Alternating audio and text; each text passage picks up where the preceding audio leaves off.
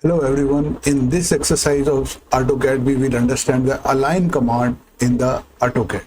Okay, first we draw certain objects in order to understand the align command.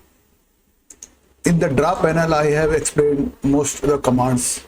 Balance I will discuss in one tutorial, and modified command also I have discussed most of the commands. Okay, today I will explain this command, that is the align command. Here is this one, modify panel. Okay, first I am making the certain objects. Suppose I make a line here, this one.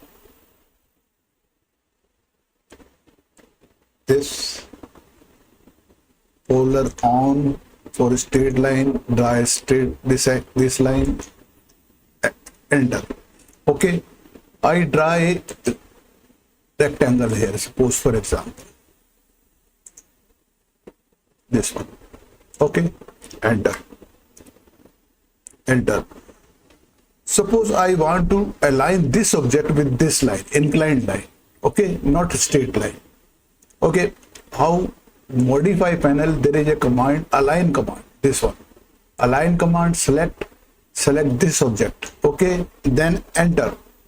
Now you will, near the system is asking, near my cursor you will see specify first source point. I am to say click this point, and now system is asking specified first destination point. I am taking this one. Now again system asking second point, this one. Again system asking second destination point, this one. Now system is asking third specific point. I am not specifying, but enter. Now system is asking the scale of the object on alignment points. So I don't want to scale this one. No, click no. Now in this way you get this one. Suppose I make another object here, this one. Now I want to align with this one with no scale. Okay, how? Modify panel, align command, select the object, enter, first destination point, first destination point, second source point, second destination point, third point.